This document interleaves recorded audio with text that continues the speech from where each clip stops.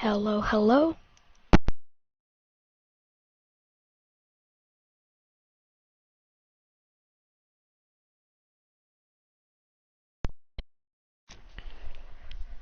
So we're going to be doing chapter 2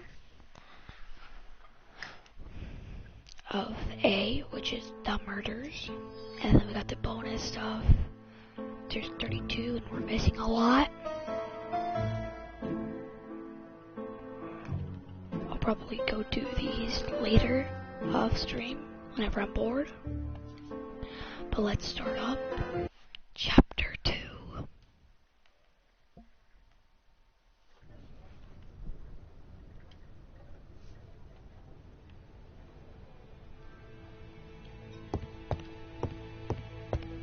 Don't be so impatient, Poirot.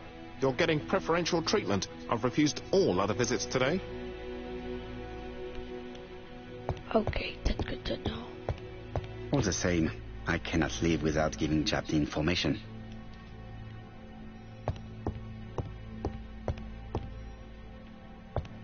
Jap is an investigator greatly respected by his peers. Jap appears to be snowed under.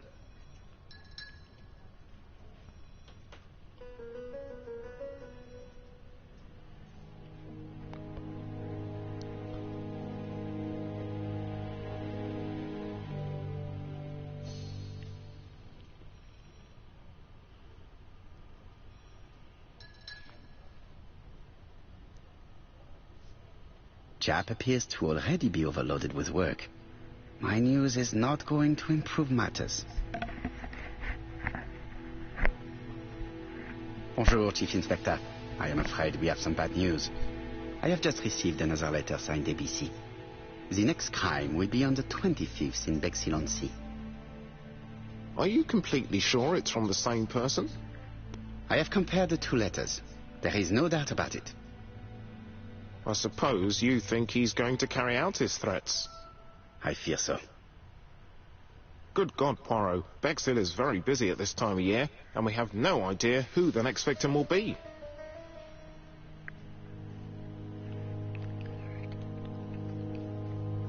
Murderers often choose the same type of victims. We need to keep an eye on elderly women looking after shops. I'm going to ask for reinforcements to be sent around small tobacco and newspaper shops looked after by a single person. Let's hope it's enough. Bien. We should leave you to work, Chief Inspector. You have a few days to prepare yourself. Thank you for coming, my friends.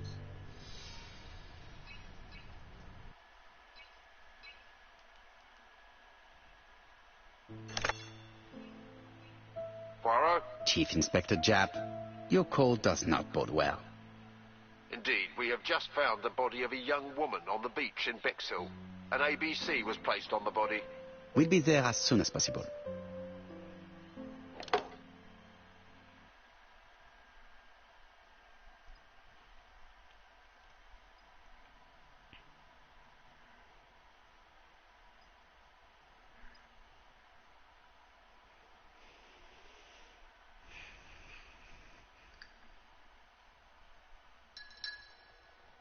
Bexhill is a delightful town. It would be nice to come back and visit. I do not entirely agree. Walking on the beach damages my shoes, and it hurts my knee. So the years have not spared you, my friend. It's the same for all of us. That is exactly what I said to myself when I saw you back from your travels. Poirot! Do not be offended, Hastings. I can see Jap waiting for us. And from his face, I would say that things are not looking good.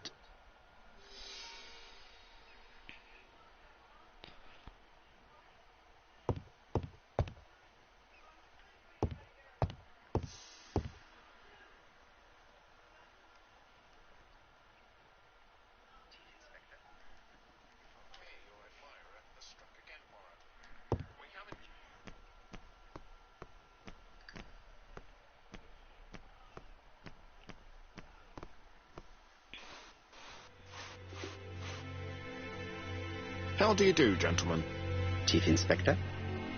I fear your admirer has struck again, Poirot. We haven't yet identified the victim, but it's a young woman, 20 to 25 years old. Death occurred last night between 11:30 and 1 o'clock. And we found an ABC guide on the body. Was she pretty? Come on, Poirot, that's rather out of place. It has no bearing on the murder. Are you certain? For women, it is often the most important thing. It often decides their destiny. The body hasn't been moved. You can see for yourself. Has the press been informed? Not yet, but I'm planning to. I haven't yet informed them about the presence of the ABC guide in Andover. Nobody has reported a young woman missing? Not for the moment. No witnesses, I imagine? Indeed. We've asked everybody who may have met a young woman fitting her description last night to come and see us, but I have little hope of gaining anything from it. It's early days, Chief Inspector, and the news may not have spread around the town yet. I hope you're right, Hastings.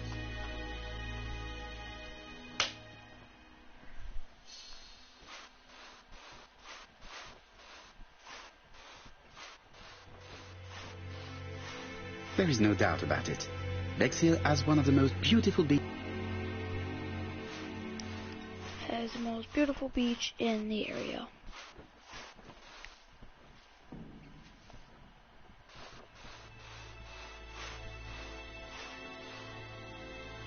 Hastings appears to be ill at ease.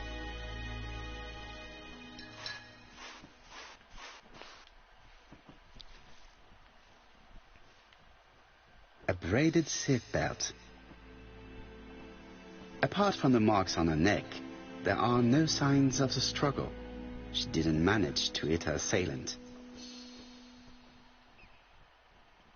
The young woman wasn't wearing shoes or a coat, and was not carrying a bag. That's strange. Either the murderer stole her belongings, or she put them somewhere safe. Maybe so that she could bath.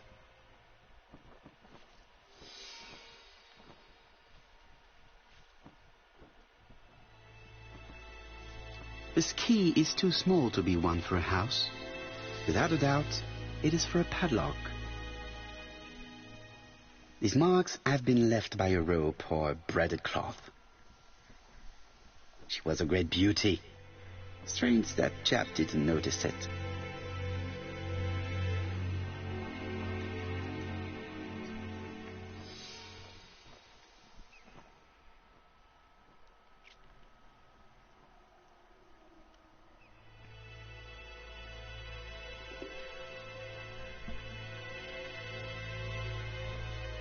And so put on page B. The guide is open Like I at the thought. page for the Bexhill train times.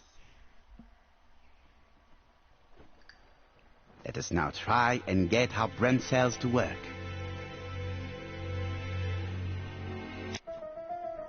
You're right.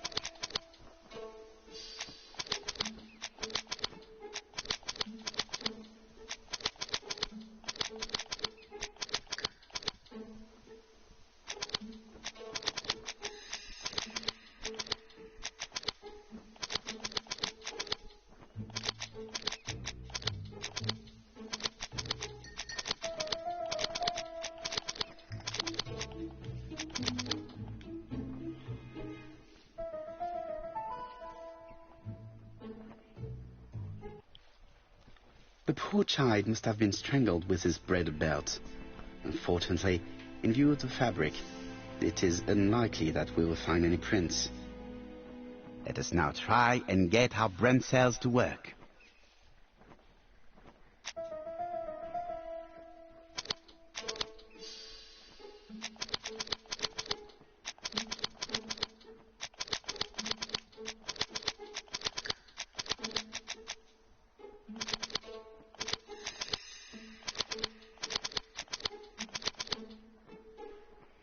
The killer signs.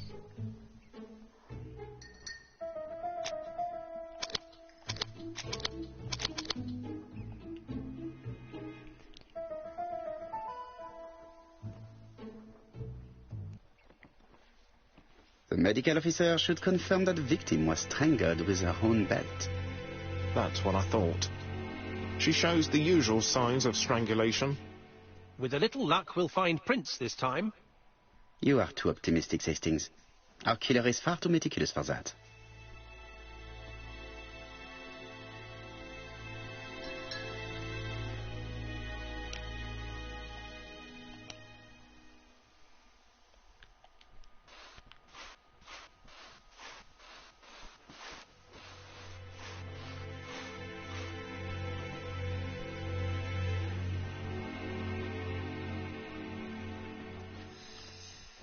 was a great beauty.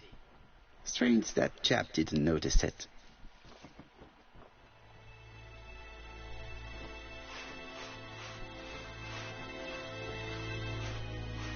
This hut is locked.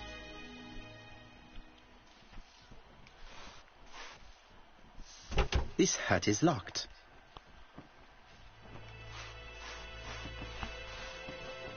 This hut is locked.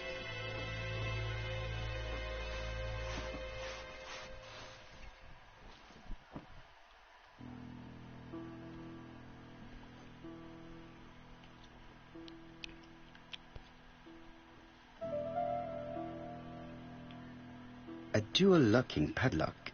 I need to find the code and then insert a key.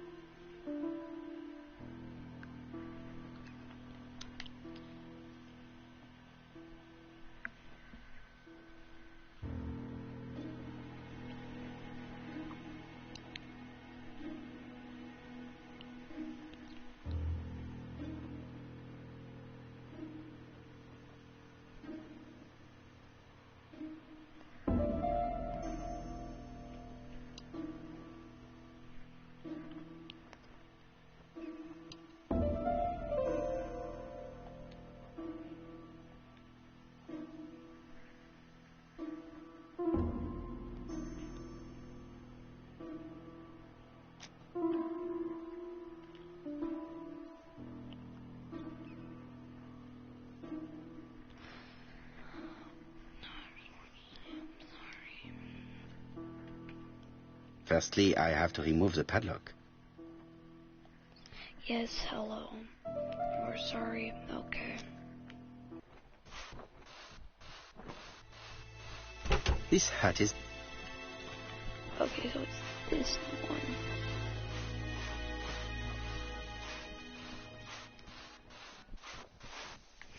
Oh my god, I'm so stupid.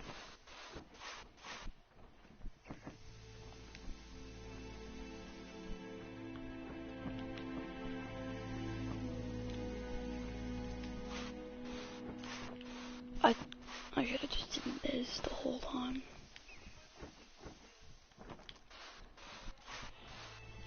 The key does not fit the lock.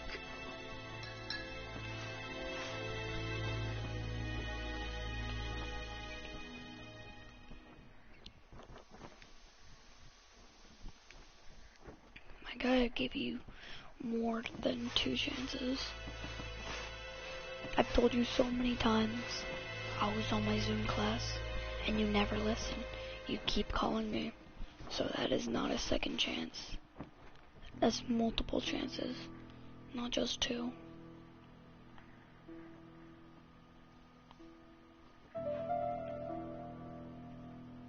A dual locking padlock.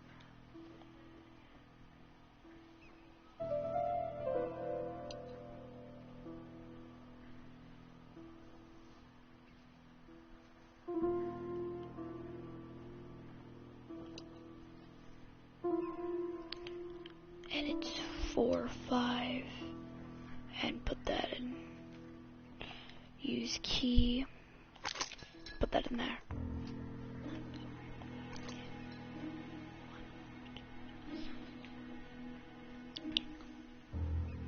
You want another one more chance. I'll think about it.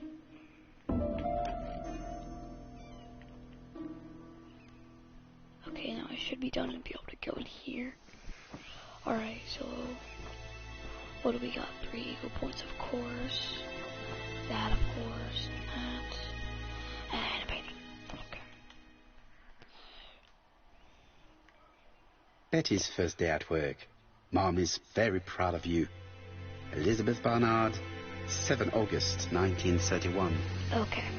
So, the young lady did have a name starting with B, and she worked as a ginger cat, an establishment that must be slightly further along the beach.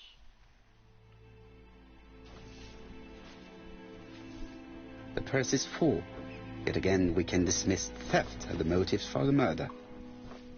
Here is the watch she must have removed to prevent it from getting wet. A top-brand lipstick. She liked to take care of her appearance. As well as a photo of the victim with some company. It could be useful to me.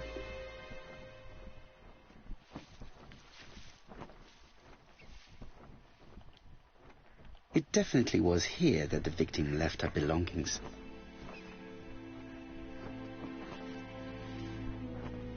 Jap has gone to the police. The victim has been identified and her family had reported her disappearance. She was called? Elizabeth Barnard, mainly Betty. She worked as a ginger cat at the cafe slightly further along the beach. But Poirot, how on earth? Never mind. Do you have her address? Yes, she lived with her parents on the street leading to the beach, number 22. Shall we go? You are far too impatient, Hastings.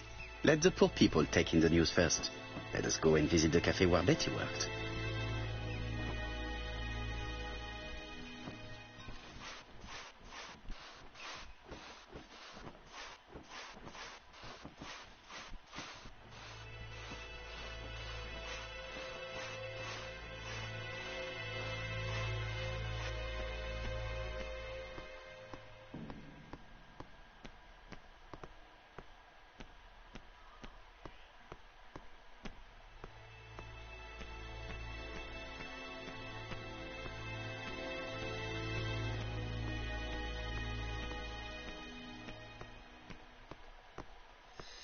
I fear that this case is far from being solved.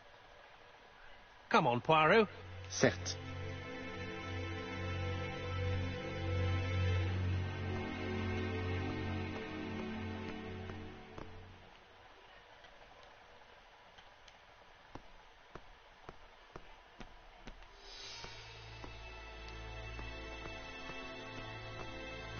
Hastings appears to be ill at ease.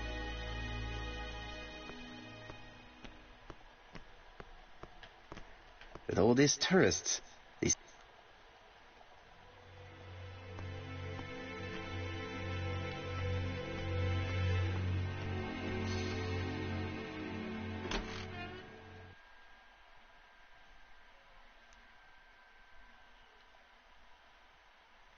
I'll be with you in a minute, gentlemen. It is not the right time.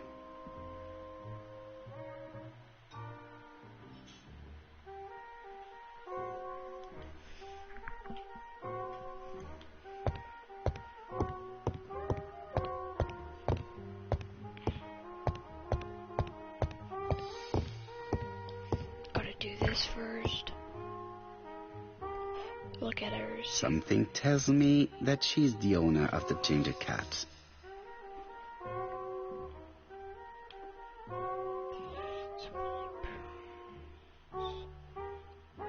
Red hair.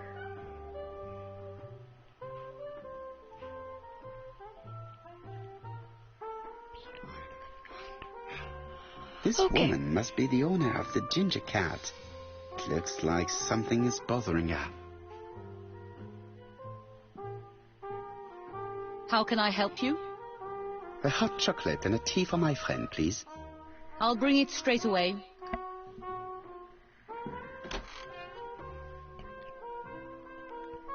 What a pity. I don't have any change to make it work. Really? You don't bring any change on you?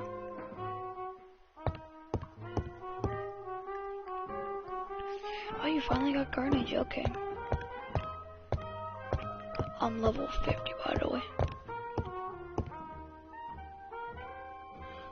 This is a well-laid table. Nothing is out of place and, above all, no creases.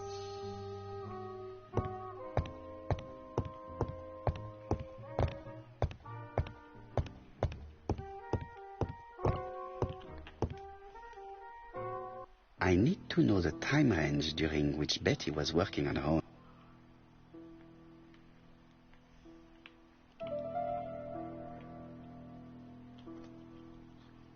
These are the different waiting staff's bills. Which ones were written by Betty?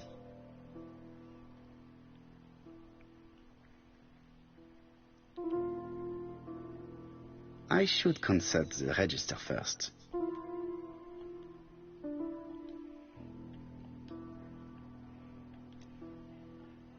This page won't help me. Where is Betty? Interesting. Betty was alone between 5 p.m. and 7:30 p.m. Who did she serve? No, this person is not the last one to have worked with Betty. No, this person is not the last. No, this person is not the last. No, this person is...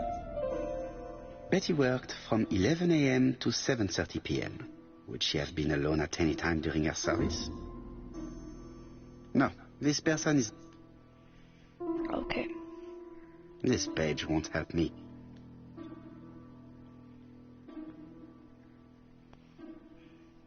Interesting.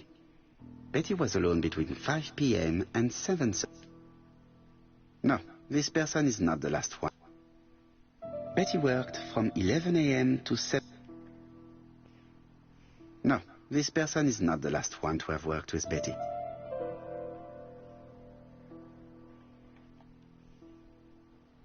This page won't help me. This page won't help me. This page won't help me. Okay, so it really won't help at all. Most probably a single man, a whiskey lover, maybe the murderer. This bill may have been written by Betty. There is probably another one.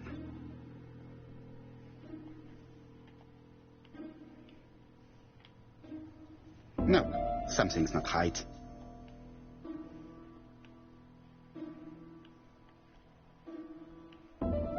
This bill may have been written by Betty. There is probably another one.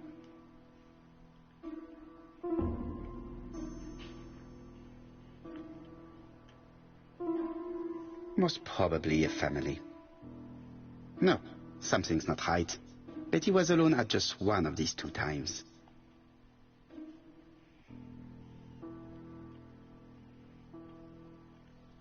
This bill may have been written by... Most probably a single man, a whiskey lover, maybe the murderer? No, something's not right. Alright. Maybe I should consult the register again. I must be missing something. This was about murder.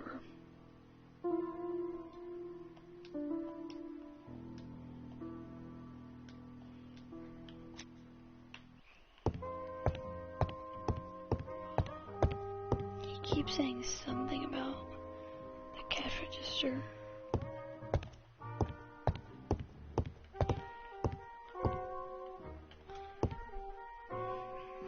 I need to know the time range. This page won't help me. Where is Betty? Interesting. Betty worked from... No, this person is... No, this person is not the last one to have worked.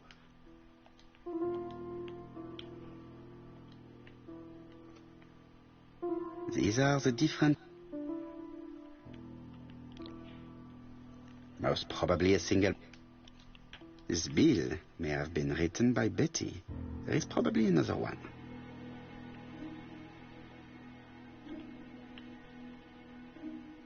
No, something's not right.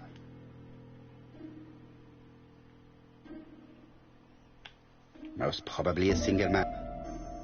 This bill may have been written by Betty. No, something's not right.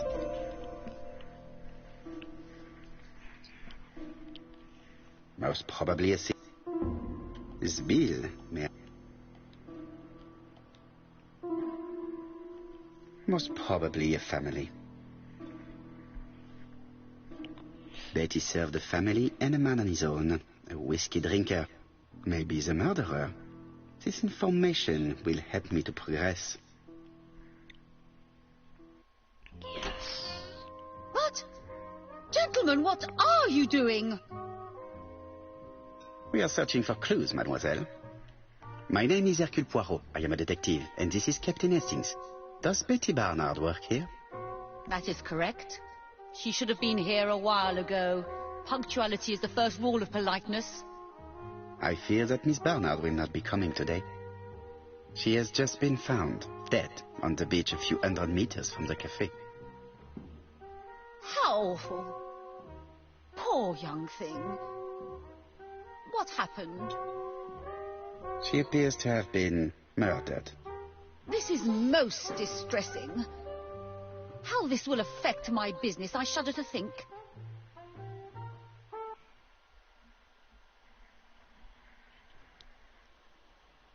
What can you tell us about Miss Barnard? Nothing, absolutely nothing. Miss Barnard was my employee. Her private life was none of my business. You did know at least that she had a young man.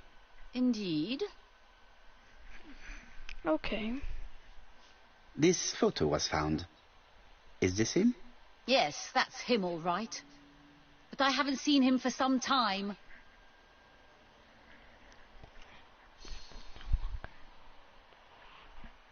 Do you think there may have been some problems between them? I'm not on those sort of terms with my staff. Now, please excuse me, I have work to do. The customer who ordered the whiskey might provide us more information. He may have been the last one to see Betty alive. It is an interesting idea, Stings. Maybe he is a regular guest. What do you think, mademoiselle? I don't think so. Our regular guests tend to order tea and cakes.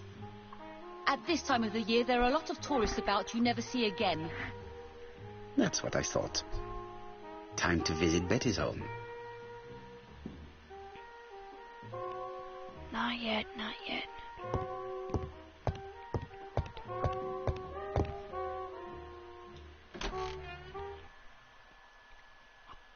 I want to leave here real quick and check something. I feel like there's something missing over here.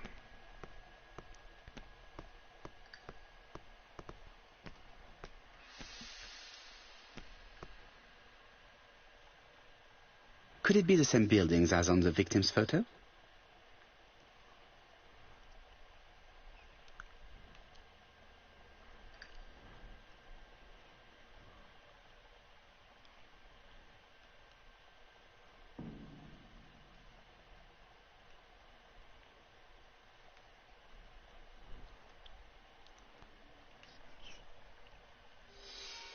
This is definitely where the photo I found in the hut was taken.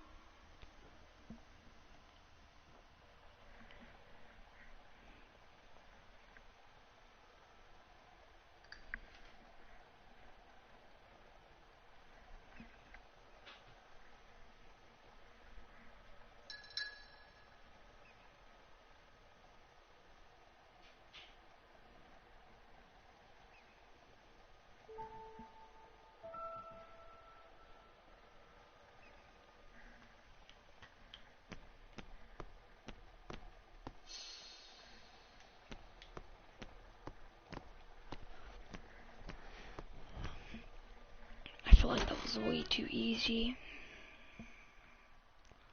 This last time that wasn't that easy. Kind of difficult. I didn't check everything. Like this mirror.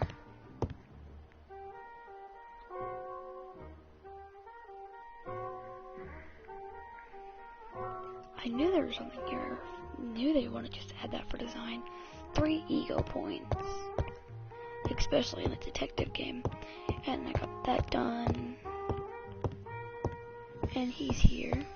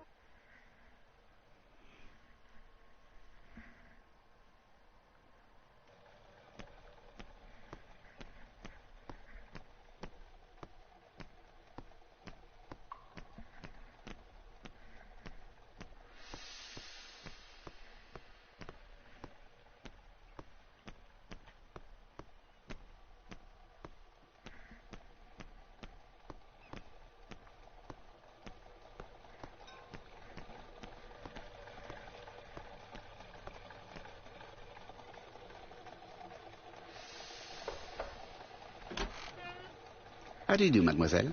My name is Hercule Poirot. I know you. You're that detective we hear all about. I do not know if that is a compliment, but I will take it as one for now. You are Betty's sister, I believe? Yes. My name is Megan. Can we come in? Please do. Megan. Okay. My parents are at the police station. I doubt they'll be up to speaking to you later. Do not worry. We will not bother them. Did you know your sister's plans for yesterday evening? No. I arrived by train this morning. My parents called me in a panic when they discovered that Betty had disappeared. She went out last night, but she didn't tell them where she was going. What was your last conversation about? Her new dress. She wanted a pair of black stockings to go with it. Mother brought her a pair. The very day it happened. She was crying. And to think that Betty never even wore them. Poor Mummy.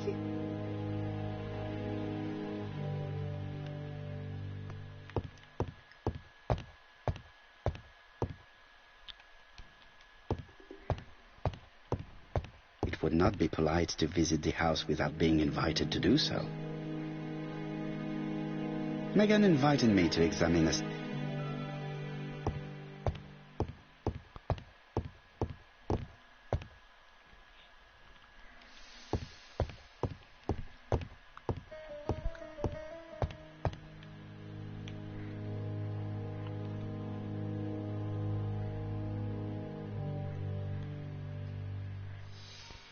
Let's go 3 ego points.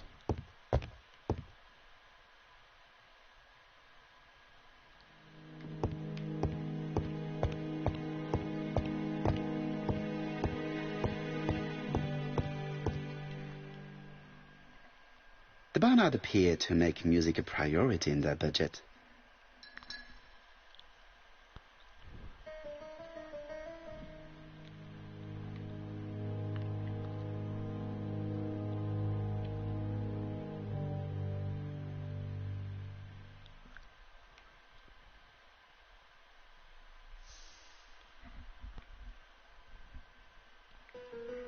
Their home is modest, but the Barnards are definitely music lovers.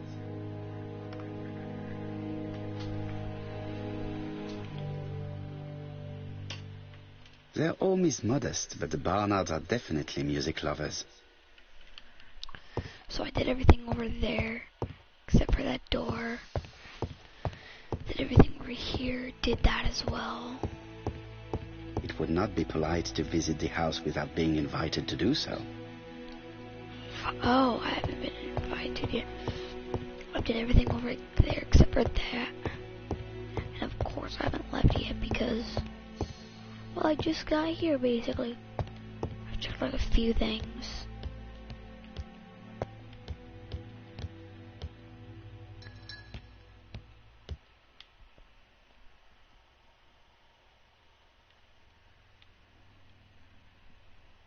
Family photos and files.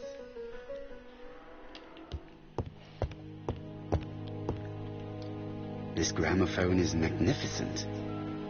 It is a one-off, without a doubt.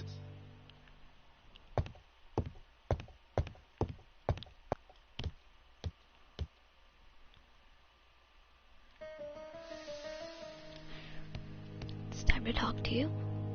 Mr. Poirot, I don't like being stared at.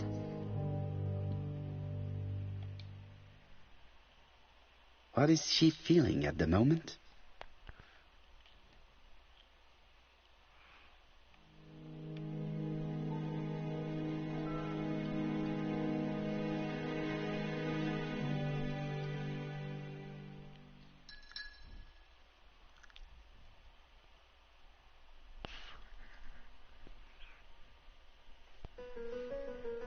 Betty's older sister is not just sad, she is angry.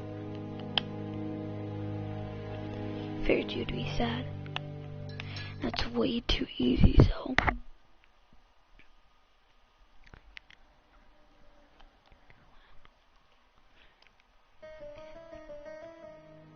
Did Betty go out often?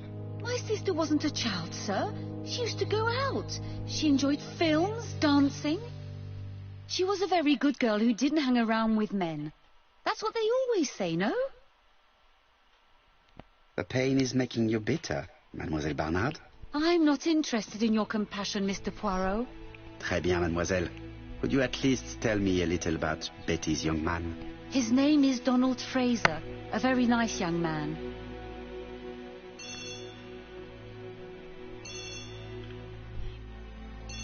Oh, excuse me, I have to answer that.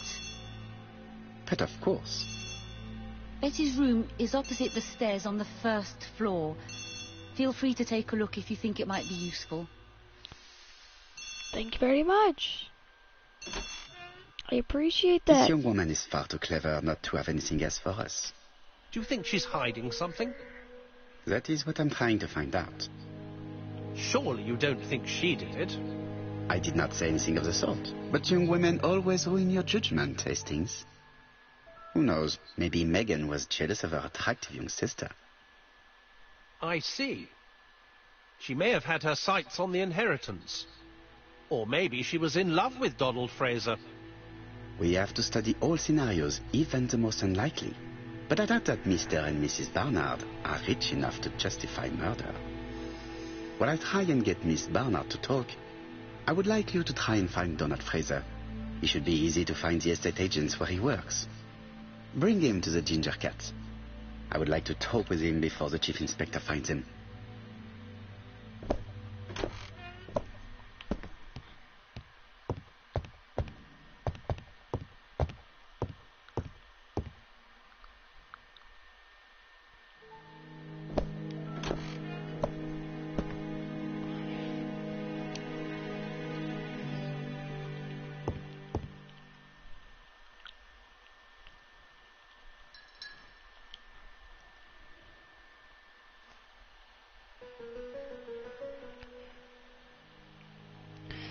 Ego points, okay. It looks like Betty was also a music lover, the same as her family. Okay. Microphone, notes for a recorder, all that. You know, music's notes. Without a doubt, Betty used to sing. Probably. I mean, look at that. She got notes. She got a microphone. That's easy. That's not that big of a move for a detective, but I mean, it is. Something on this clock bothers me. There's two. This just seems like it could be. This metal disc is stuck. This metal disc is stuck. This is bothering me. Because there's that right there that looks like wooden it could panel be is... opened. There's that, which This looks like decoration it could be appears to be firmly fastened.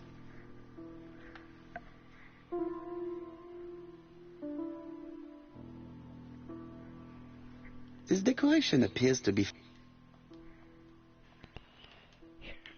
You know what? I'll do that later. And by later, I mean after I've done everything in this room. A box of new stockings. A box of new stockings.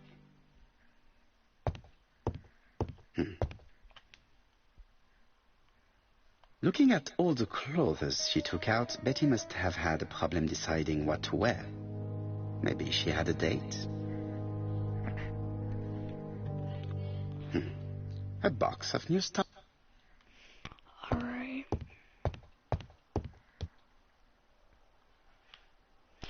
Alright, I'm gonna check this and I'll be right back.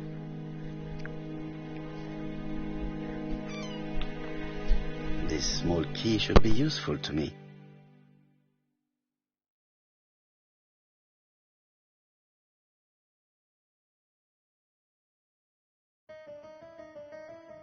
Medicine to prevent voice loss. Did Betty have problems with her voice? I knew I was gonna need something from over here. It can't be that simple. I need something there.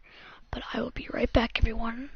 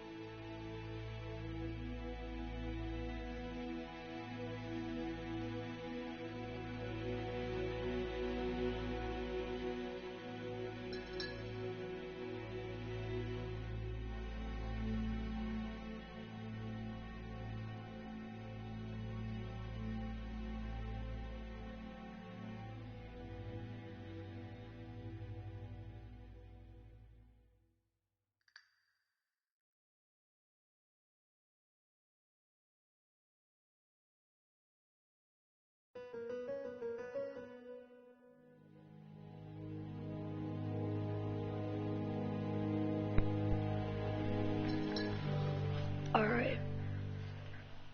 It looks like Betty has a very busy life.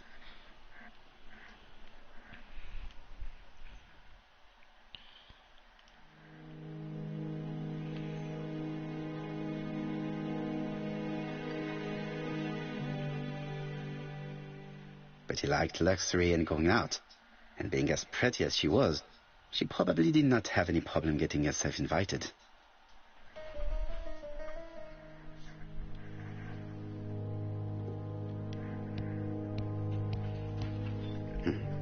A box of new stockings.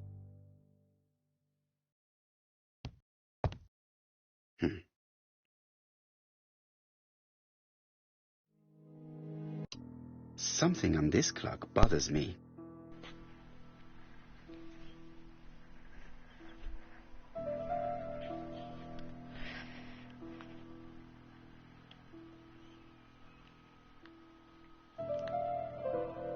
What a strange mechanism.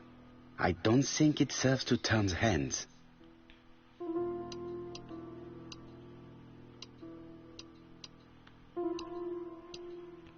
The cogs are blocked by these wooden panels.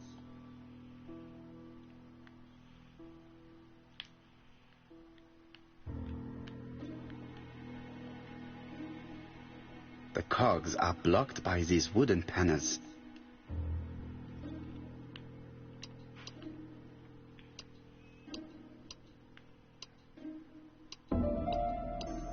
The cogs are blocked.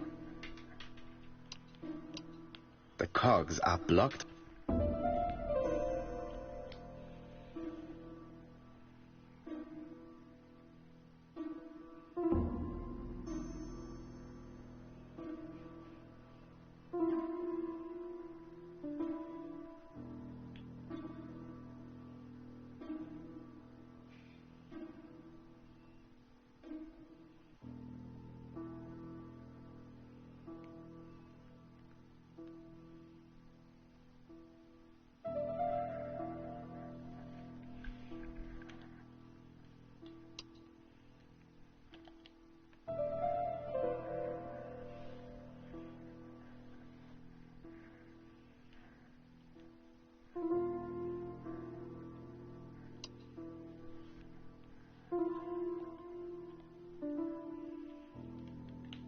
I don't know what to do with that. This wooden panel is blocked.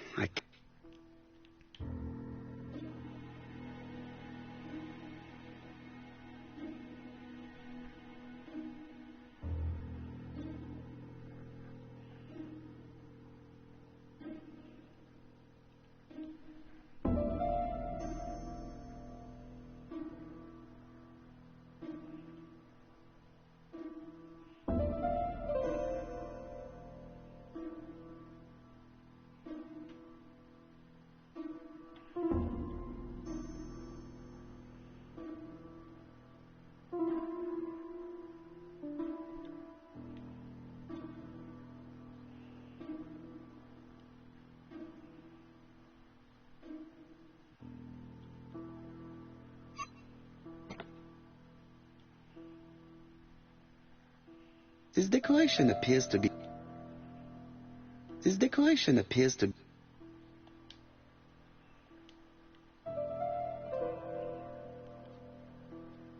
This decoration appears to be firmly fastened.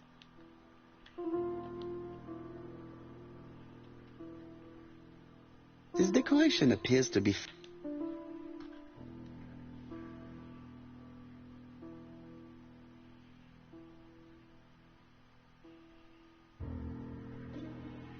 This wooden panel is blocked. I can't open it.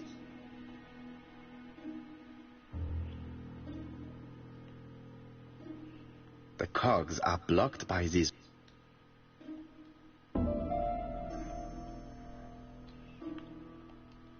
Okay, so I can't do that. I've already did everything that I...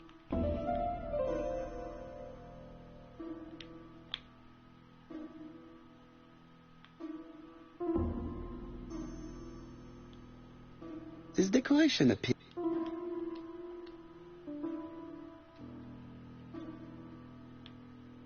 Could the screw be slightly loose?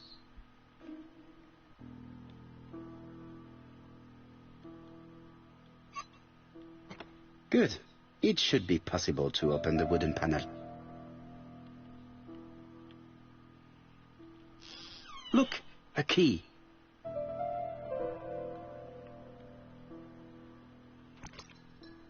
This could be useful.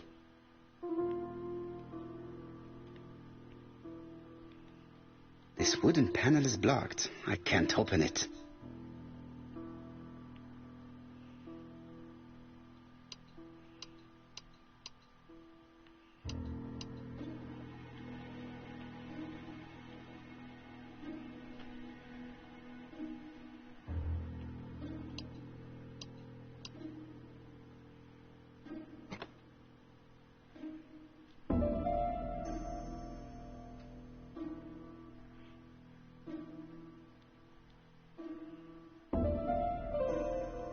I definitely need an object to make these cogs turn.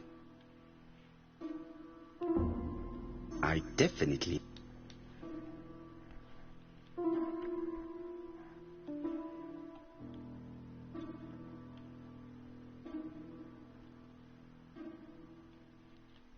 I definitely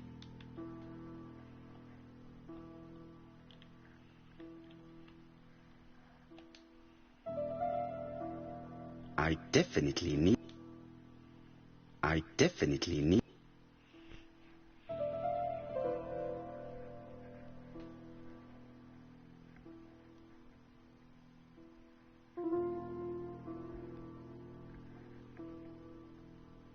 I definitely need an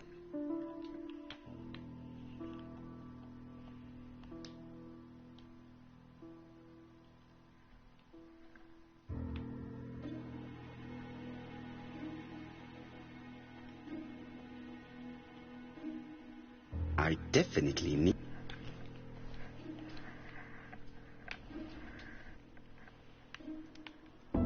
I definitely need an Hang on, I'll be back.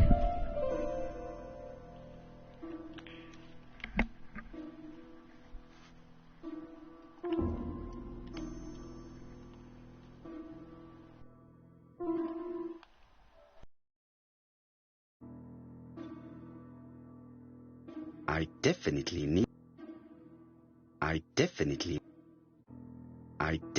need an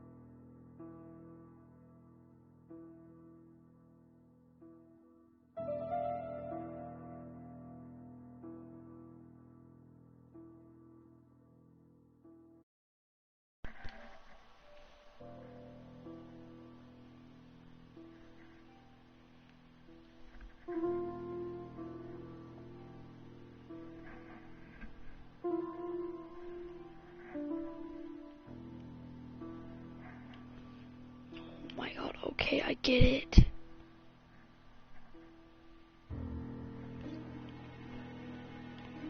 I definitely need Only one is being live streamed. Only both is now being recorded.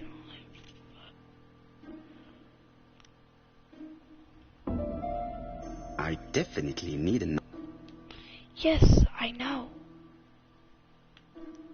I definitely need Yes, I know. Maybe if I you would let definitely me fucking use it.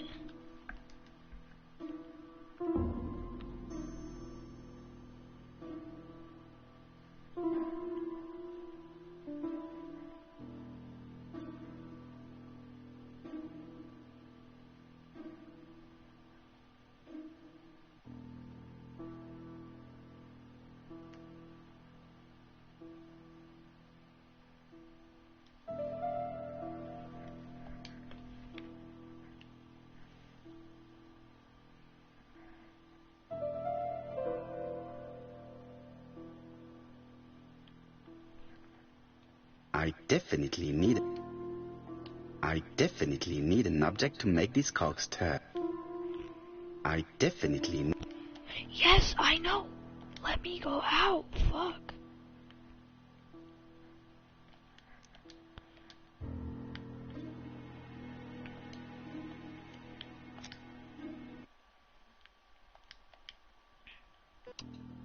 something on this clock.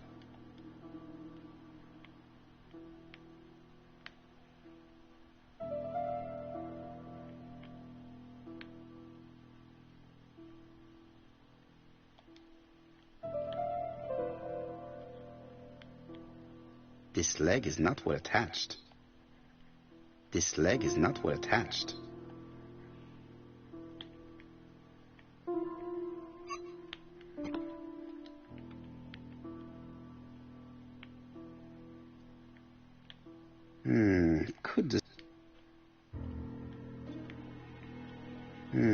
Could the... Okay, I get it. Fucking shut up. Could... Oh my god, shut the fuck up. Good. Each... Look, a key. Yeah. This could be useful.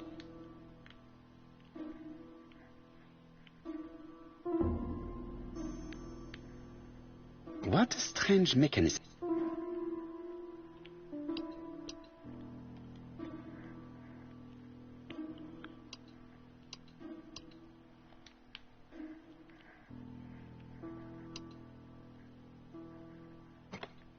Abracadabra.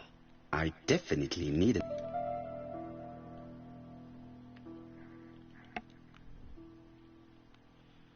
I definitely... Oh my god.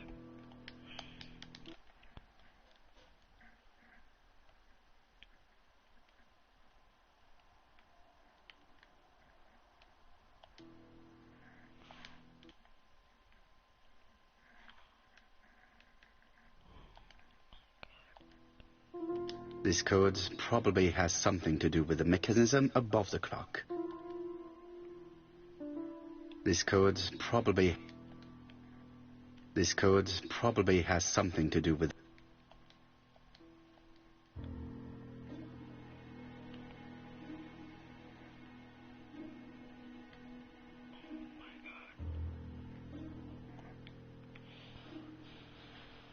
Finally. Shit.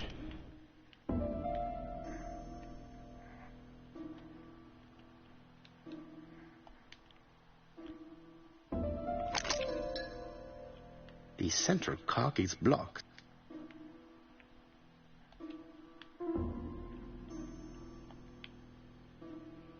No, the key does...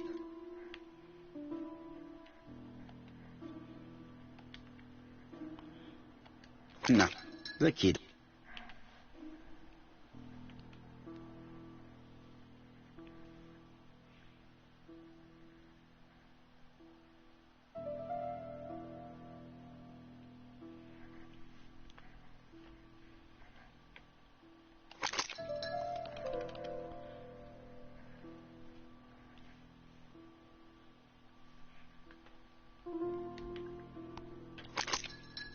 Ah, something clicked on the front of the clock. A new lock has appeared. What does it open?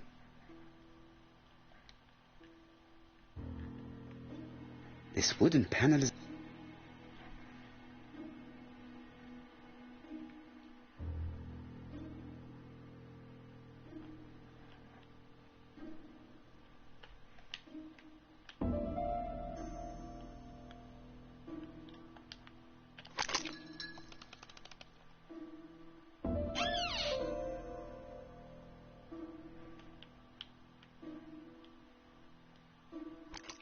This could be useful.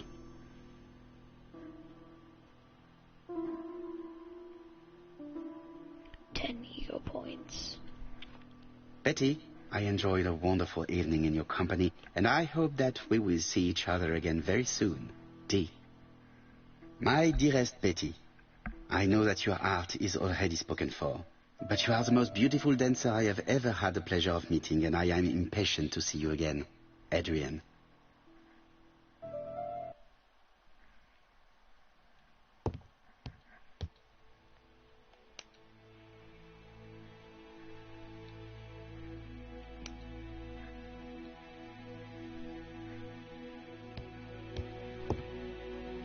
A record sleeve with a handwritten title. Betty must have recorded the demo. I'd be interested to hear it.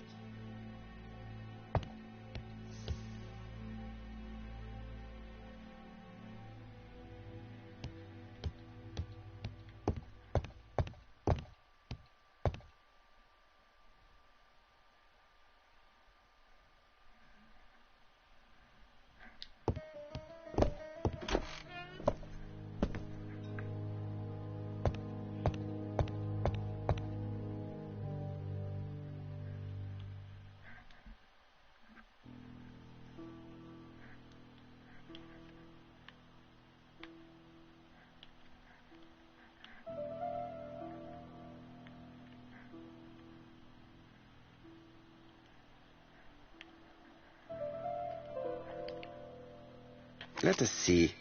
What is this cupboard hiding?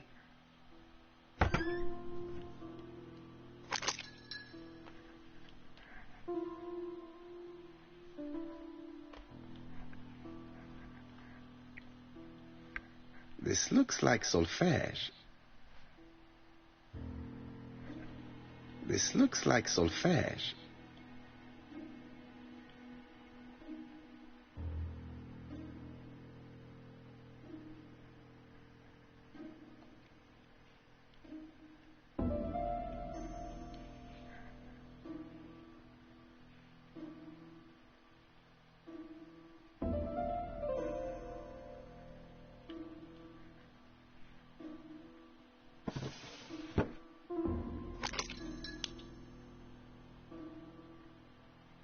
There is bound to be a clue somewhere.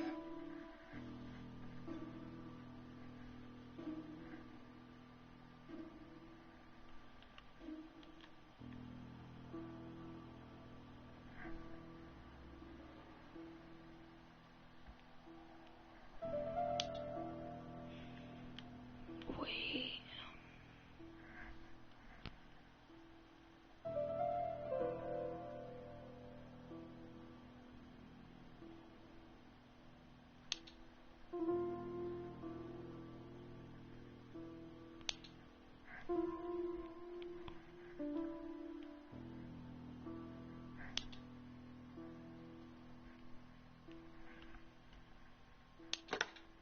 I heard the sound of a mechanism being triggered.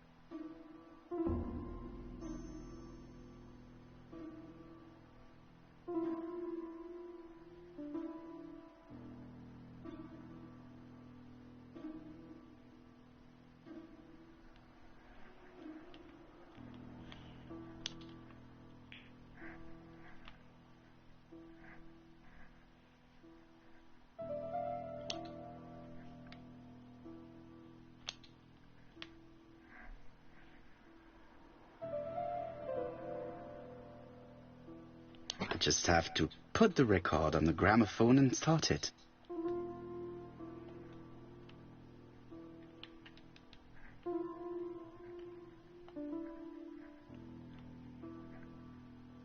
That doesn't work. I must have forgotten a step.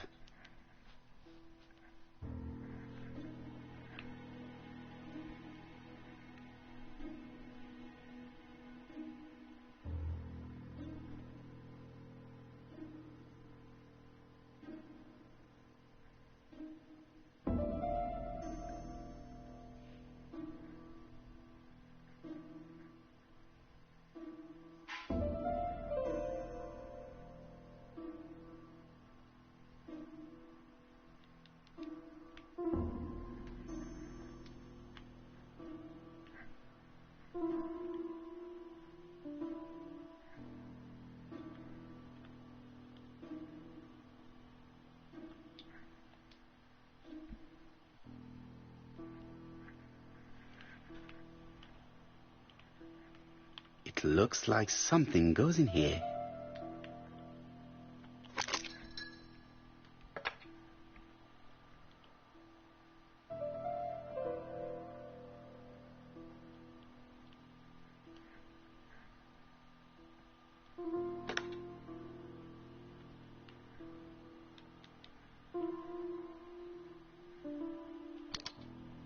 doesn't work. I must have forgotten a step.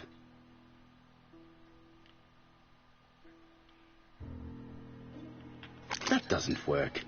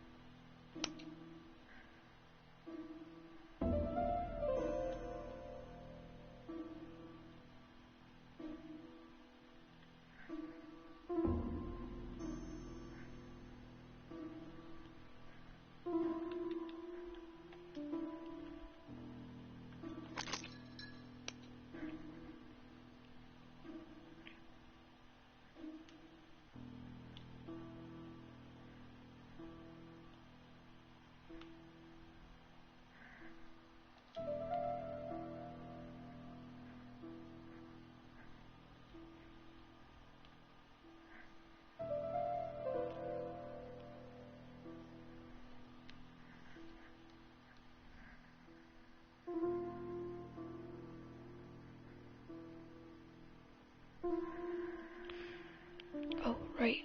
Forgot about this.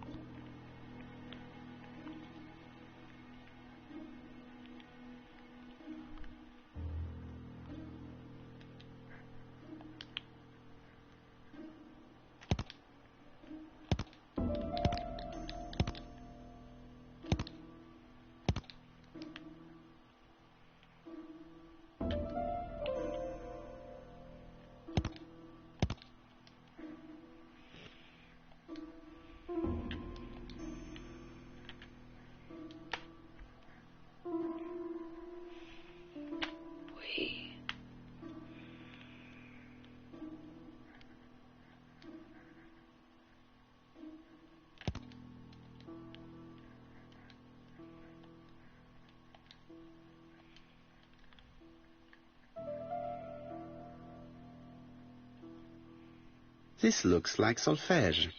There is probably a link with what I saw in the drawer.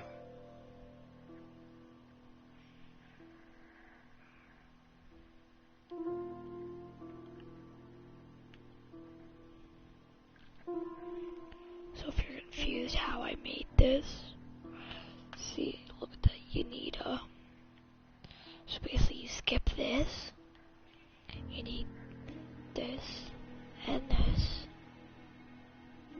to make this, and then you get this.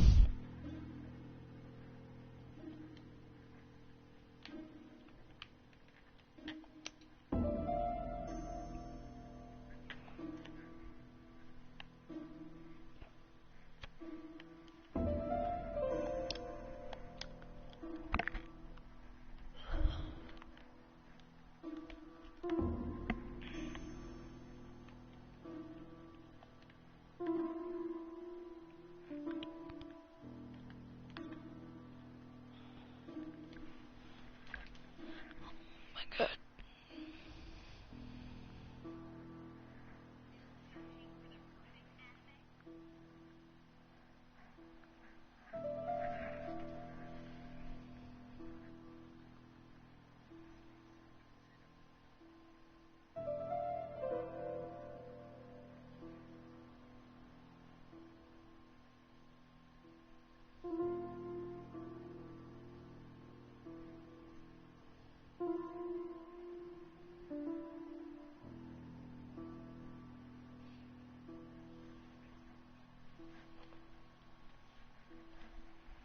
Wait,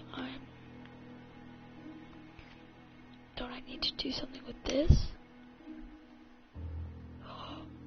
I finally did it.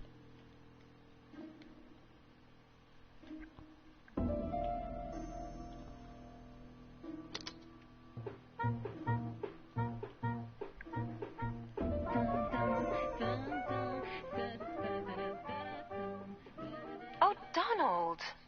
We're in the middle of recording. Sorry, Betty, but it's not wise. The doctor said you should risk your voice. You're such a killjoy sometimes.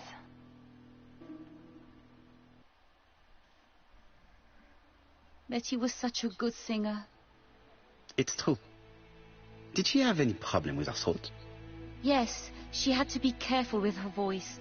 Of course, she didn't follow the doctor's advice. If Don didn't insist, she... Well, it's too late for all that now.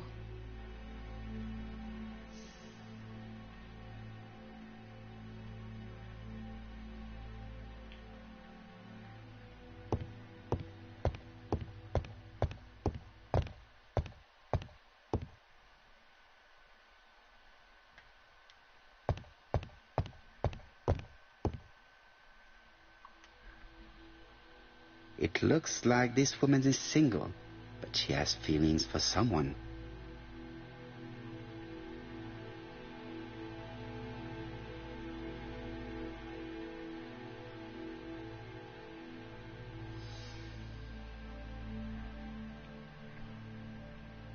She is looking so intensely at this photo. But is it really a sister that she's studying in this manner?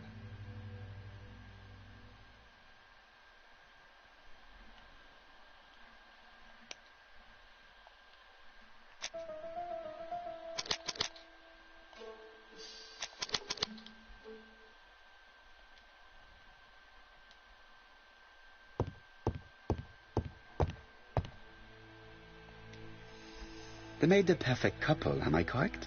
Yes, in a way. She was pretty and he... Well? He's a bright man, with a promising career ahead of him. He would have made Betty a good husband. He was always attentive and generous. Oh, a true gentleman. I hear a note of envy in your voice. You must have heard wrong.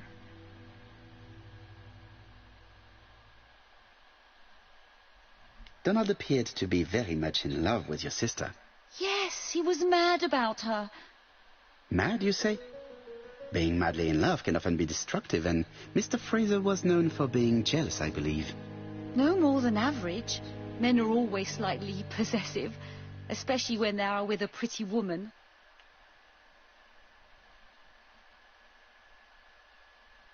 I am not your enemy, Mademoiselle Bernard. And you are not my friend either, Mr. Poirot, sir. Yes, but your lies are not helping Mr. Fraser, or you for that matter. I know that Fraser was jealous, but I wonder why you feel the need to protect him. Protect him? I hope you're not suggesting... That you are Fraser's accomplice? There is nothing to suggest that, at least not yet.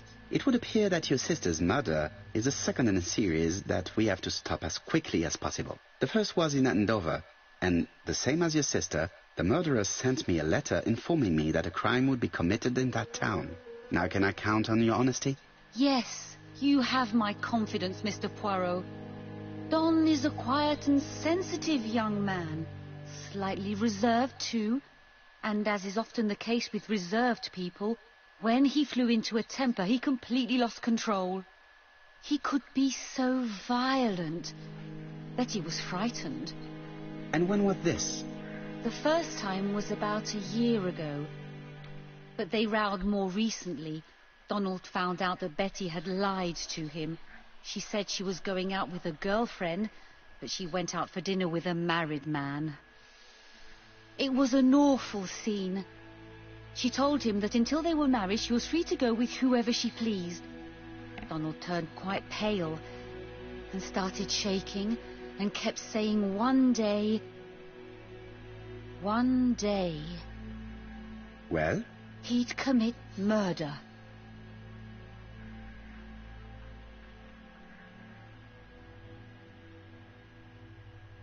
Do you think that is what happened? No, Mr. Poirot, I don't believe that. You yourself said he may be a recidivist madman. Don loved Betty with all his heart.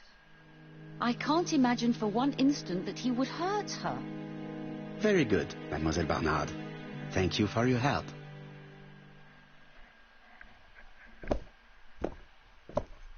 Fraser is at the Ginger Cat. The police haven't spoken to him, but they want to. Très bien, Hastings. Let's see him now. Au revoir, mademoiselle. My deepest condolences to your parents. Of course, Mr. Poirot. And don't be too hard on Don. He's more fragile than he looks. If you say so. Let us now try and get our brain cells to work.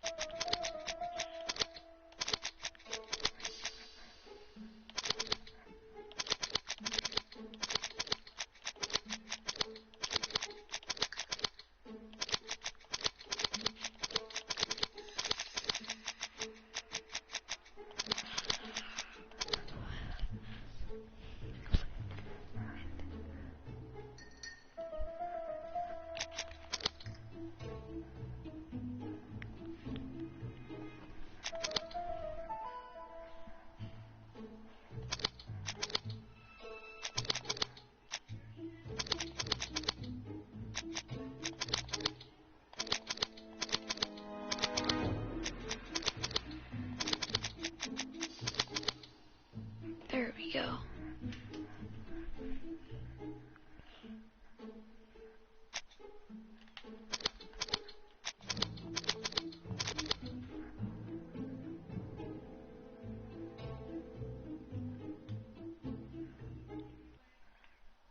Let us now try and get our brain cells to work.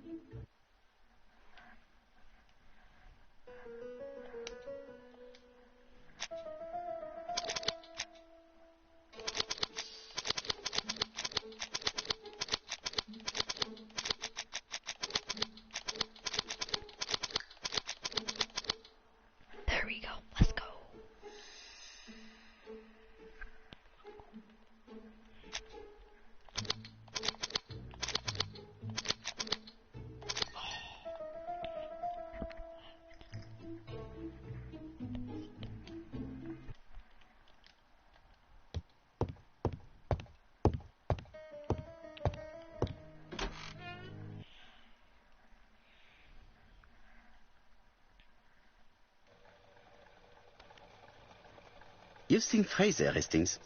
What is your feeling? He's a big chap. Fragile isn't exactly the word that springs to mind. I talked to his landlady before seeing him. She went to bed at 11. Fraser wasn't home yet. Bien. Megan Barnard said he is a reserved character but with a nasty temper. We will see if this is the case.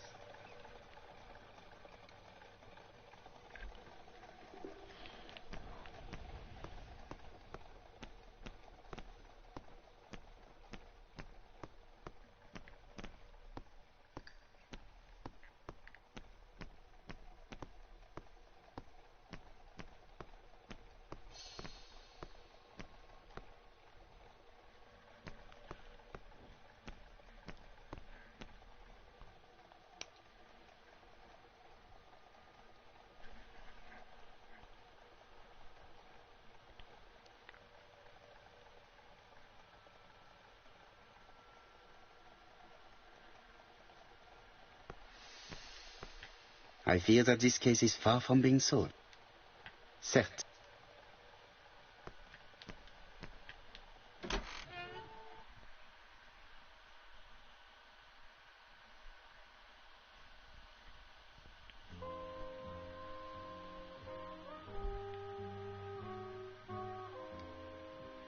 How do you do, Mr. Fraser?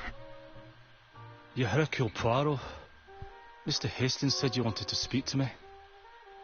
Yes. I know that it may not be the right time, but I would like to ask you a few questions.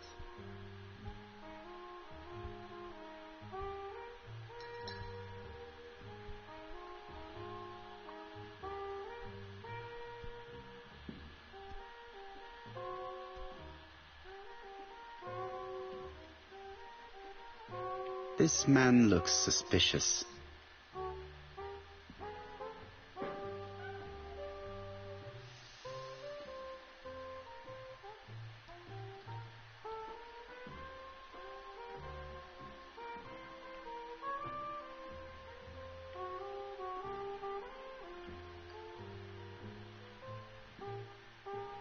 Leave me alone.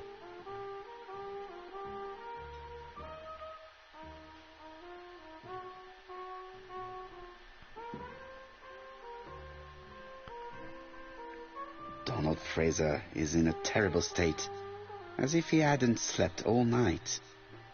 And he's drinking White Horse. Leave me alone.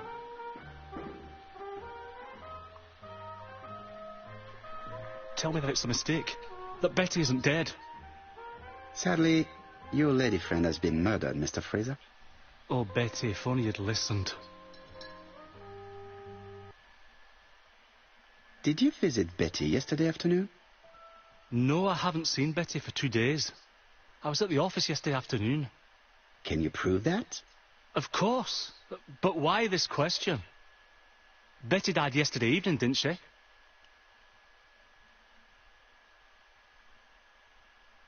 Yesterday, a guest came to the Ginger Cat alone and ordered a White Horse whiskey, and by the look of it, you also appear to be fond of this brand. Yes, it's a good whiskey and not cheap. I only drink it on special occasions. Or tragic ones. I understand. Do you know what Betty's plans were yesterday evening? She said she was having dinner with her sister.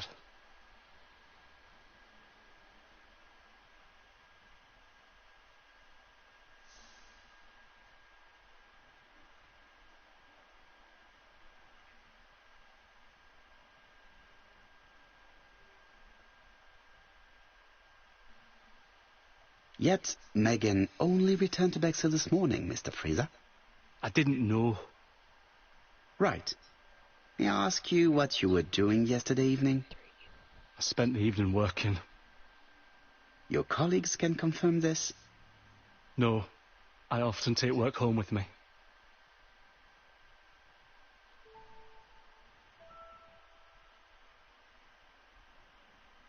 You are lying, Mr. Fraser. As was Betty when she hid the fact from you that she was seeing other men. Betty was a very decent young woman. How dare you sully her memory? I am not interested in memories of her, Mr. Fraser. I am looking for a killer, and I need you to be my closest ally. That is, unless you have something to hide. Of course I don't. Très bien. So, what were we saying? Where were you yesterday evening? I looked everywhere for her, but in vain. When she said she was going to have dinner with her sister on a weekday, I thought it was strange. I tried not to think about it, but I was like a lion in a cage. I was convinced she was lying. So I went round all the restaurants in the town.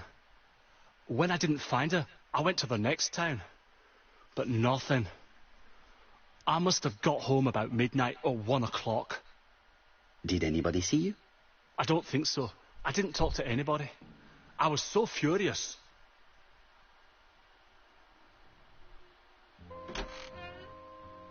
Ah, I knew I'd find you here, Poirot. I thought the victim's young man was here. Yes, he's all yours, Chief Inspector. Let us now try and get our brain cells to work.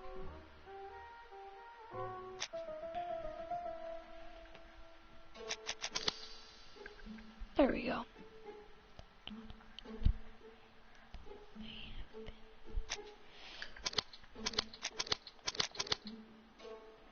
He doesn't have a bad alibi.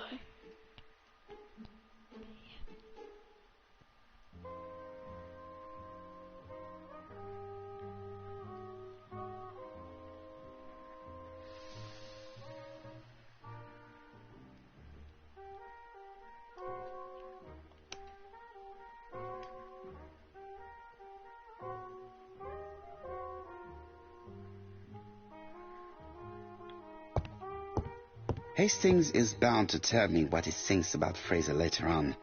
Now is not the right time. Hastings look.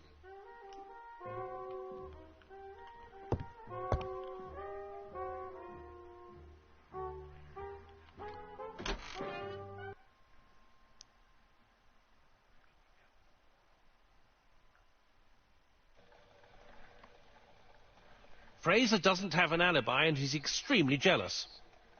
You are very skilled at summing up. And yet you haven't asked Japp to arrest him. It is too soon. But I agree, without the letters announcing the crimes, Fraser would already be behind bars. Bon, I think we have enough elements. Let's reconstruct the events at the scene of the crime. I can't imagine how the murderer wasn't seen, though. Surely she must have struggled. Let us try and imagine the scene.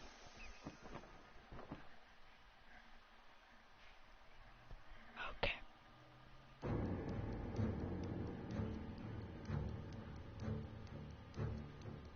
The killer and the victim are walking on the beach.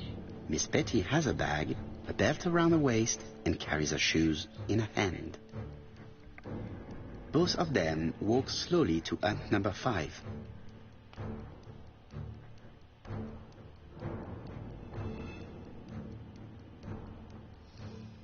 Miss Betty enters the hut. No. It wasn't hut number 5. Let us think again, mon cher. I thought it was in hut number 5. The killer and the victim are walking on the beach. Miss Betty has a bag, a belt around her waist, and carries her shoes in her hand. Both of them walk slowly to hut number 5.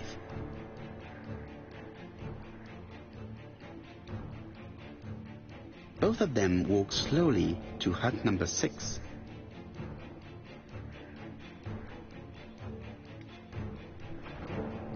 Miss Betty enters the hut. She leaves without her belongings. Then she hides a coat.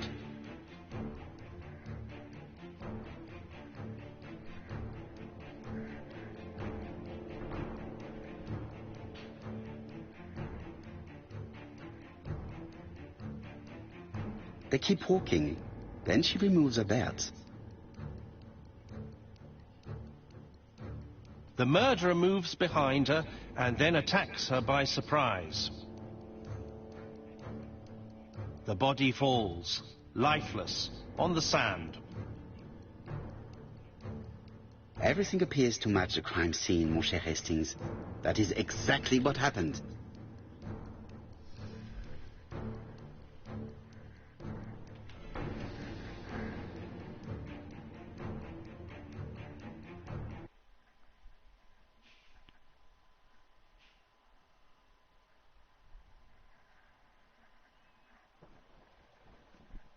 Without the ABC, we might have suspected Mr. Asher and Mr. Fraser.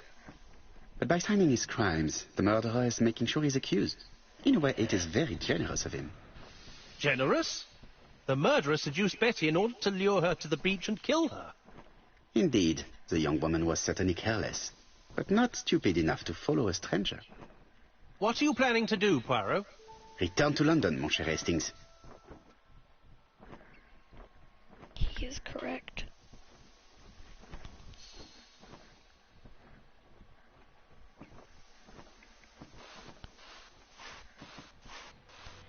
That's not something I see every day.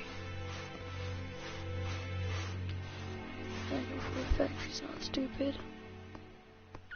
At least that's stupid anyway.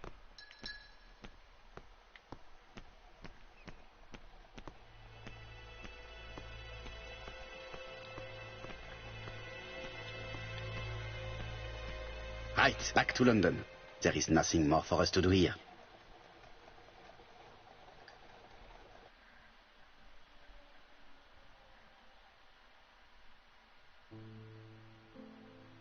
Japp has decided to reveal details to the press. The alphabet murder is now famous.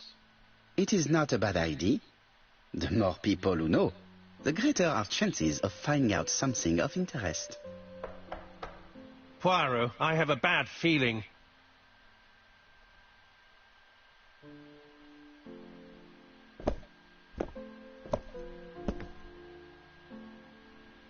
Poor Mr. Poirot, not so good at these little criminal matters as you thought yourself, are you?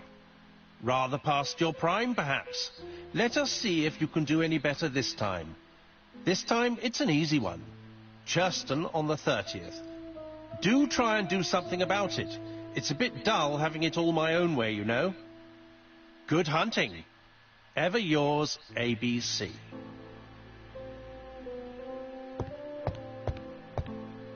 Good hunting. Did you hear that, Poirot? The murderer seems to be taking it all as a game, a challenge. He will strike on 30th in Churston. We must warn Scotland Yard.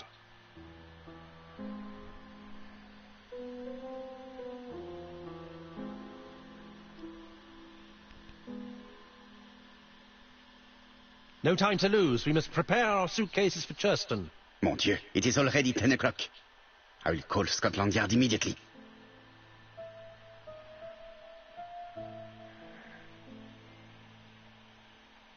It is not the right time.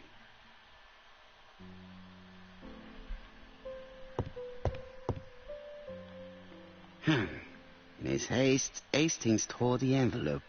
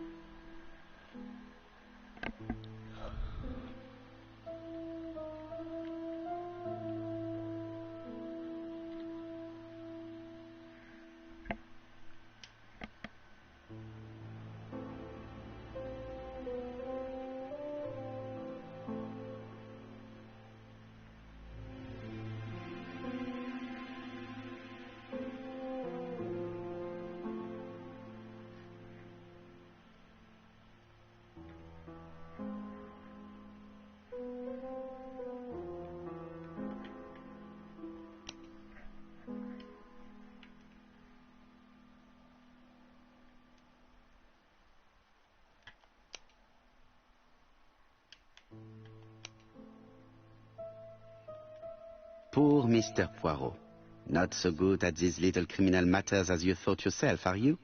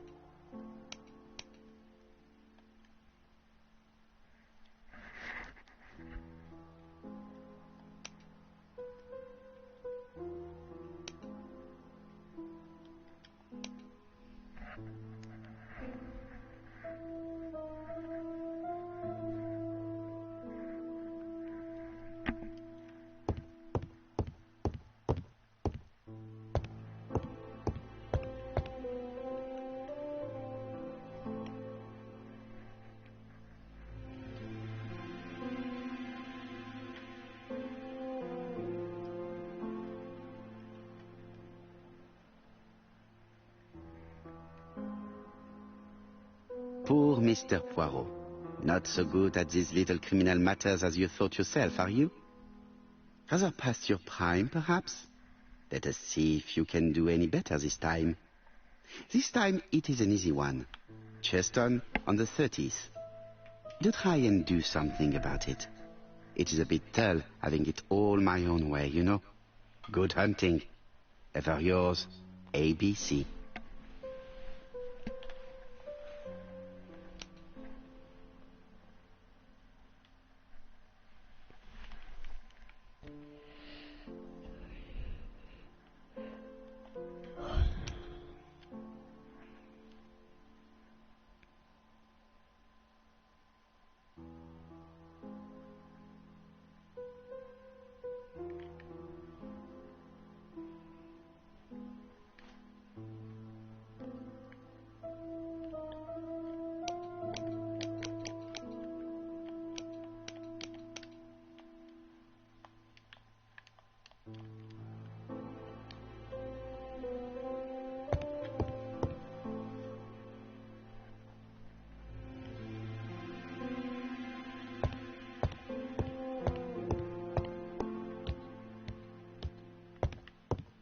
It is not a good time.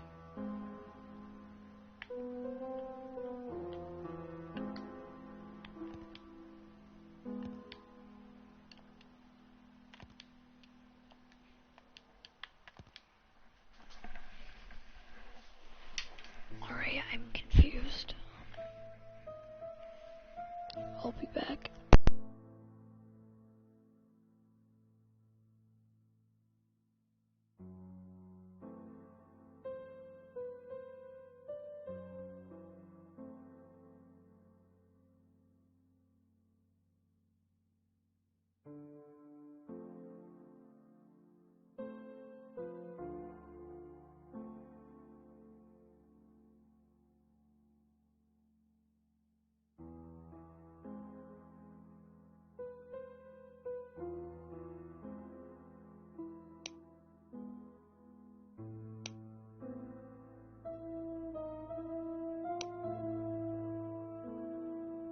Poor Mr. Poirot. Not so good at these little criminal...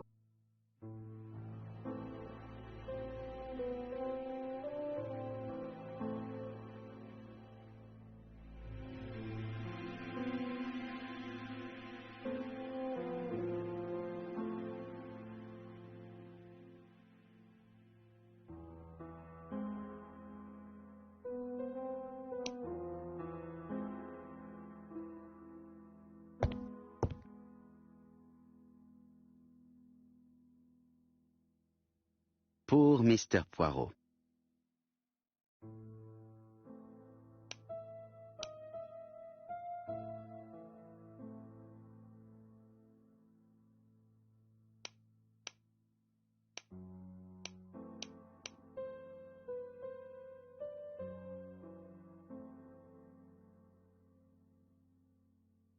Poor Mr. Poirot.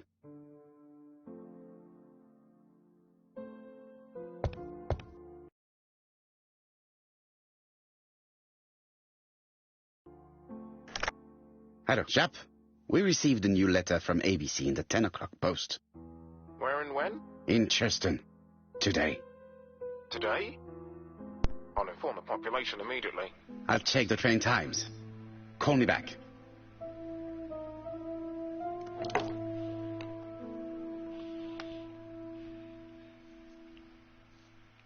I had to go for a clue because I have no clue.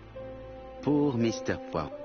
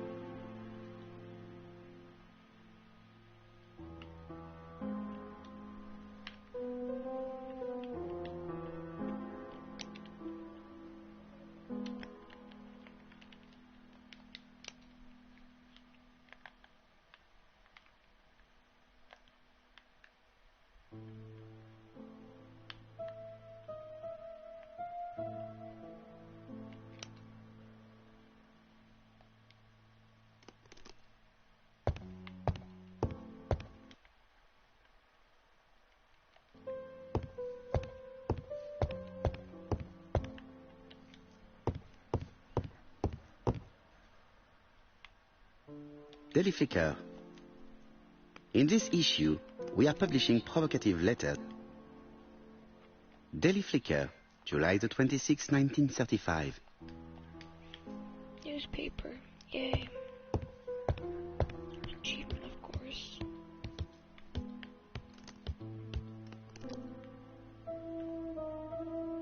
Hastings, what you are doing is an absolute disaster. That is no way to pack suitcases. Heavens, we must hurry. We have to get to Churston before the murder.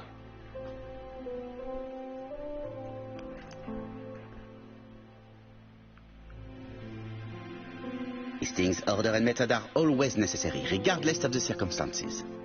Okay. For the same, it really is a disgrace to leave your belongings in such a mess.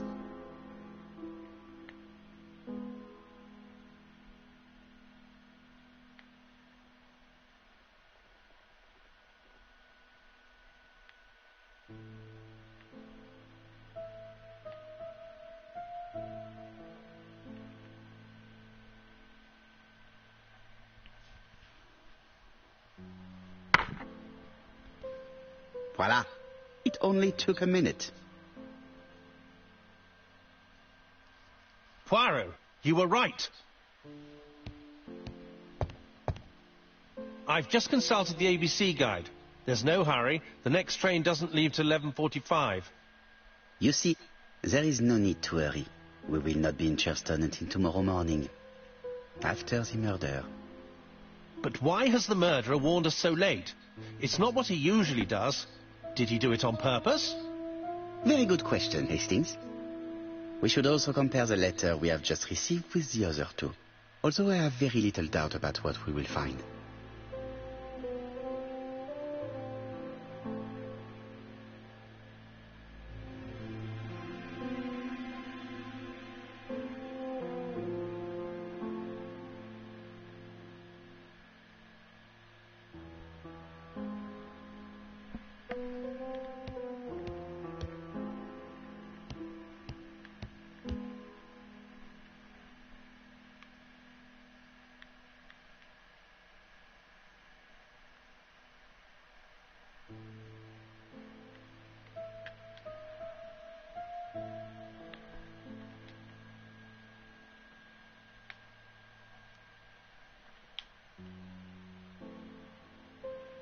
We've missed the 6:45 train, but we have plenty of...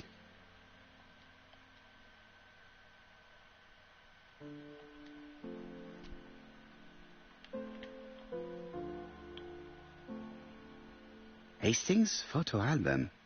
He is very proud of his bag.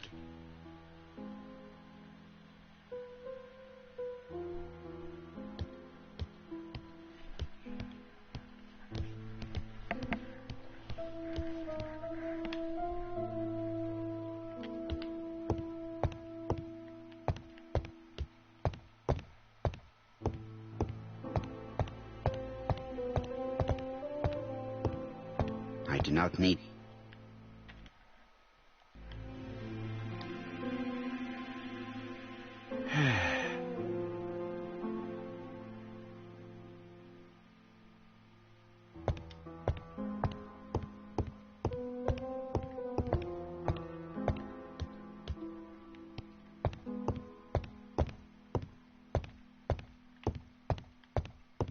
I lock my revolver in this drawer.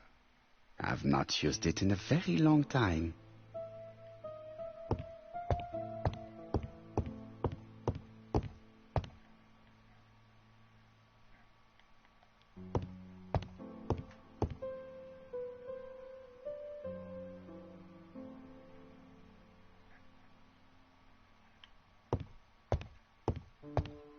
Hastings, it would appear that you are getting slightly thin on top.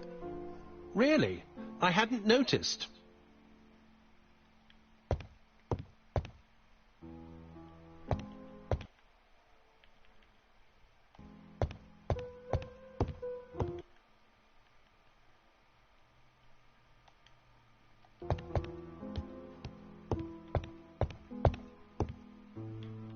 Right, let us compare this new letter with the second one. Let us examine this more closely. Certain characters in the two letters may have similar defects. Yes, the A appears to be quite unusual.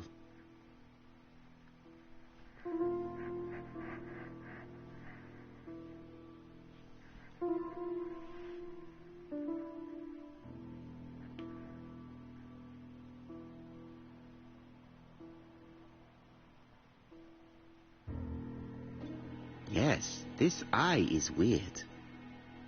However, the characters in the two words do not match.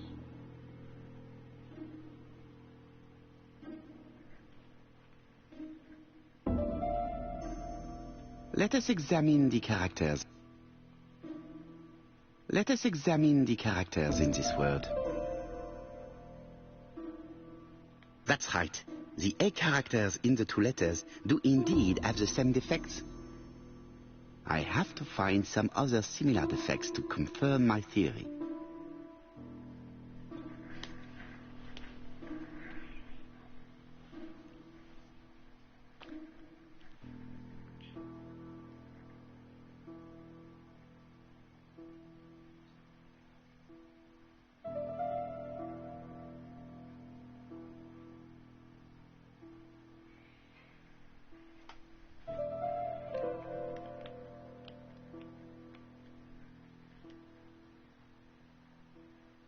No, I have to find...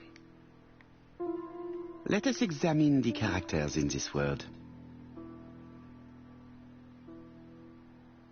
The W is not... However, the characters in the two words... Let us examine the characters. Nothing to report for these characters. Let us examine another word. Let us examine the characters.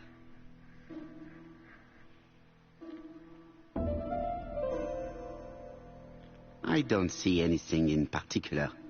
Let us look at another word. Yes, this I is weird.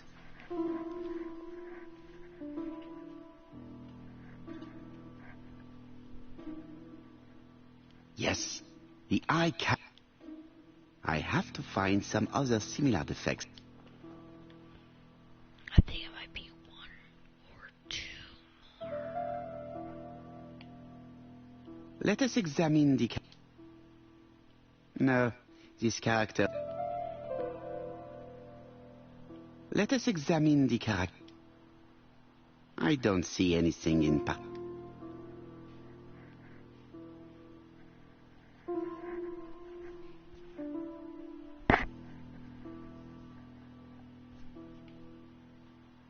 Let us examine the character. No, this...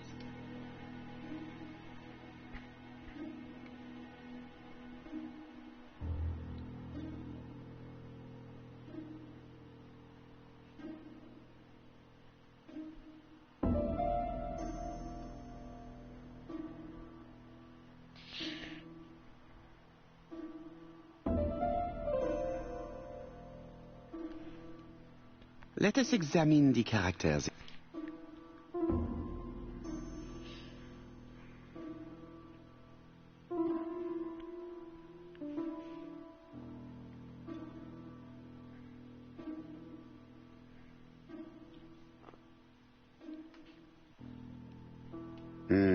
The W is not printed properly.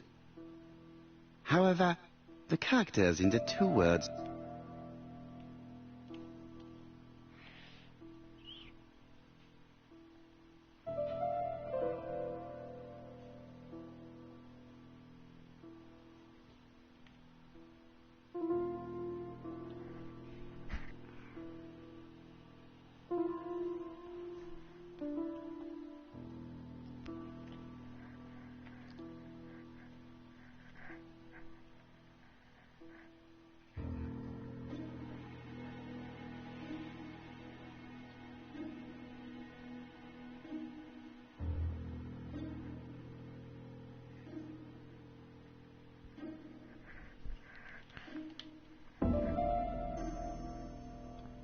Of course, the W characters in the two letters do indeed add.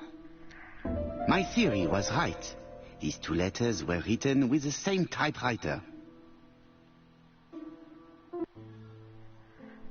Let us now try and get our brain cells to...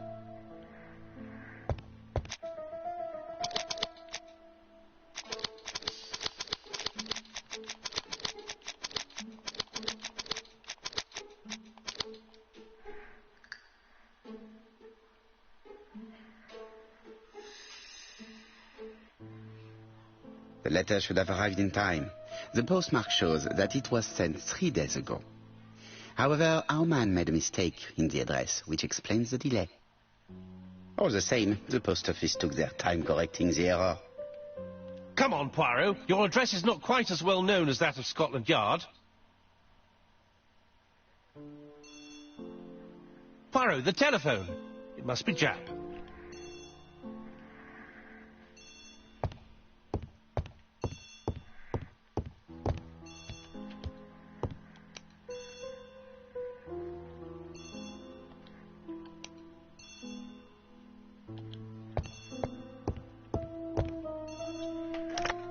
I have some news from Churchton. Bad news, I'm afraid. Sir Carmichael Clark was murdered while out on his evening walk. Sir Carmichael Clark. The name is familiar to me. He was a famous throat specialist, one of the best in London. A wealthy man. He retired to Combside, a beautiful house by the sea. He collected antiques. Are you going there? Yes, let's meet on the train.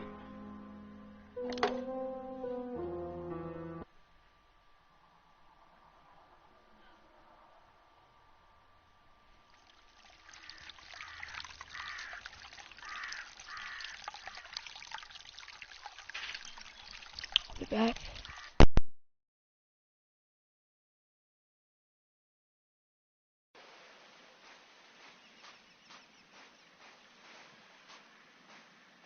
The victim is called Sir Carmichael Clark, one of the best throat specialists in London. The body was still warm when we found it. If we had been warned earlier, we definitely could have saved him. It appears that the murderer made a mistake when he wrote his letter. A mistake? Lucky for him. And what if he did it on purpose? No. He's defined his madcap rules and he's sticking to them. It's a matter of pride for him. Shall we go up to the house, Poirot? You go, my friend. I will come soon.